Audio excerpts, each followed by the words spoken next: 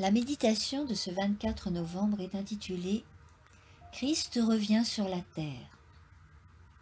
Enoch, le 7e depuis Adam, a prophétisé en ces termes. « Voici, le Seigneur est venu avec ses saintes myriades pour exercer un jugement contre tous. » Jude 14, 15.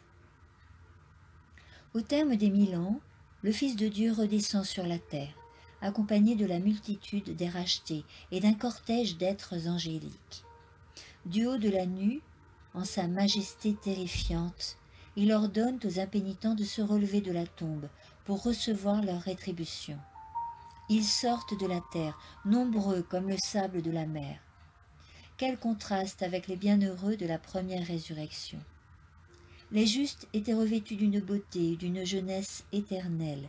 Les injustes portent les stigmates de la maladie, de la mort.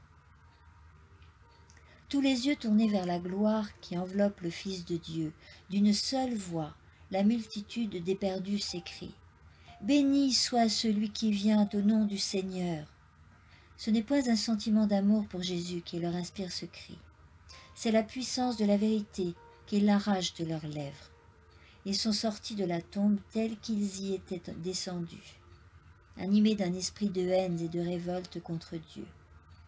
Aussi, n'est-il pas question d'une nouvelle épreuve pour racheter le passé? L'expérience serait inutile. Toute une vie de péché n'a pas attendri leur cœur. Si une seconde occasion leur était accordée, ils s'en serviraient, comme de la première, pour éluder les exigences de Dieu et lui faire la guerre. Jésus-Christ s'arrête sur la montagne des Oliviers, d'où il est monté au ciel après sa résurrection, et où les anges ont réitéré la promesse de son retour. « L'Éternel, mon Dieu, viendra, dit le prophète, et tous ses saints avec lui. Ses pieds se poseront en ce jour sur la montagne des Oliviers, qui est vis-à-vis de Jérusalem, du côté de l'Orient. La montagne des Oliviers se fendra par le milieu, et il se formera une très grande vallée. L'Éternel sera roi de toute la terre. En ce jour-là, l'Éternel sera le seul Éternel, et son nom sera le seul nom. » Zacharie 14, 5, 4, 9.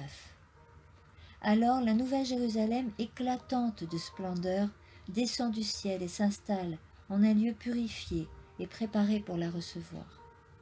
Puis le Rédempteur, accompagné de son peuple et de ses anges, fait son entrée dans la sainte cité. Amen.